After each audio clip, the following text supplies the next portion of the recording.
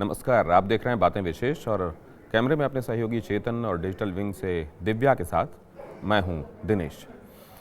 अशरफ गनी का latest video आपने देखा होगा जिसमें वो सामने आए और उन्होंने कहा कि मैं रुपए लेकर नहीं भागा हूं, अगर मैं काबुल से नहीं निकलता तो वहां बहुत खून खराबा होता, निर्दोष नागरिकों की जान जाती और ऐसा मैं होने देना नहीं चाहता था, लिहाजा मैं वहां से निकल आया। लेकिन वो लोग जो 1-1.5 साल से अमेरिका के ये कहने के बाद कि अब हम ट्रूप विड्रॉल करेंगे, अफ़गानिस्तान में जो चल रहा था उसको बहुत करीब से देख रहे हैं। उनका ये कहना है कि अशरफ गनी ने जो किया वो अचानक लिया गया फैसला, जब उन्होंने देखा होगा कि काबुल अब चारों तरफ से घिर गया है, अब बचने की कोई सूरत नज़र नहीं आ रही है और अगर मैं भी पकड़ा गया तो जाहिर है उनके दिल में कहीं ये भी डर रहा होगा कि कहीं नजीबुल्लाह वाला हाल ना हो जाए। और जैसा उनके साथ 96 में आप जानते हैं पकड़ में आने के बाद कितनी नृशंस हत्या की गई थी तालिबान की तरफ से उनकी, तो क्या ये डर था जो अचानक अशरफ गनी को वहाँ से निकल जाने के लिए मजबूर कर गया? लोग ये कहते हैं कि अशरफ गनी ने अपना पासपोर्ट पहले ही तैयार रखा हुआ था, नंबर 1।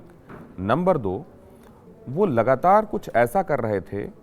जो सरकार की वो मशीनरी जो तालिबान से टक्कर ले रही थी उसको कमज़ोर कर रहा था पिछले 1-1.5 साल से। जैसे ही फरवरी 2020 में ये तय हुआ था कि अब अमेरिका चरणबद्ध तरीके से अपने ट्रूप्स को वहाँ से निकालेगा, उसके बाद से ही तालिबान एक बार फिर से एकजुट होने की कोशिशों में लग गया था। और इधर अशरफ गनी क्या कर रहे थे, उन्होंने 6 महीने के भीतर देश के भीतर लॉ एंड ऑर्डर एनफोर्समेंट, कानून व्यवस्था बनाए रखने वाला जो मंत्रालय है उनका, इंटीरियर मिनिस्ट्री, उसमें 2 एक्टिंग मिनिस्टर्स रखे। 6 महीने के भीतर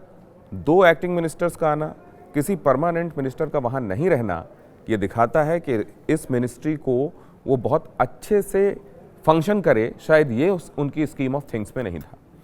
प्लस उन्होंने बहुत सारे टॉप आर्मी ऑफिशियल्स को रीशफल किया था, या ऐसे कमांडर्स जो तालिबान विरोधी थे और तालिबान से जमकर टक्कर लेने में भरोसा रखते थे, उनको वक्त से पहले रिटायर कर दिया गया था।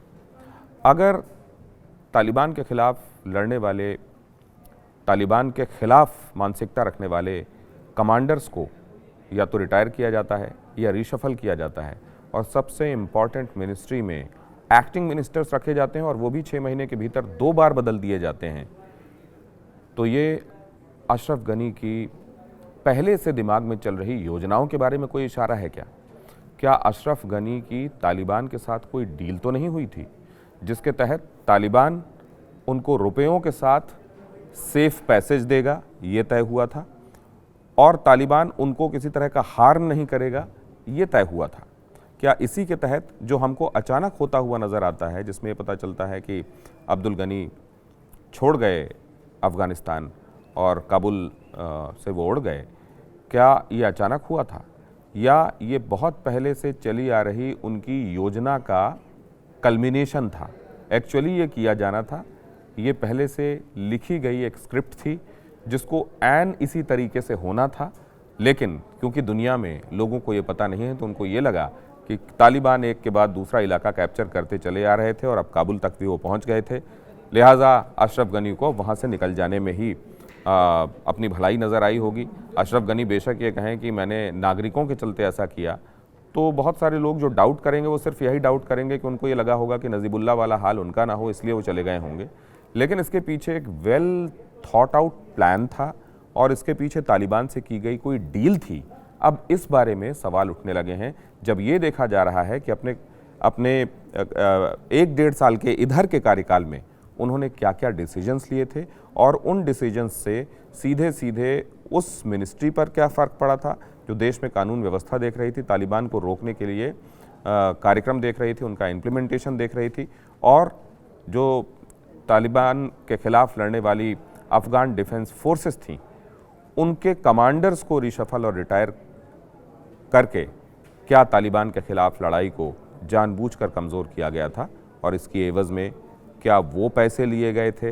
जिसको लेकर उड़ जाने का आरोप और उनमें से कुछ के छूट जाने की बात तालिबान की तरफ से प्रेस कॉन्फ्रेंस में की गई थी। बातें विशेष में इतना ही।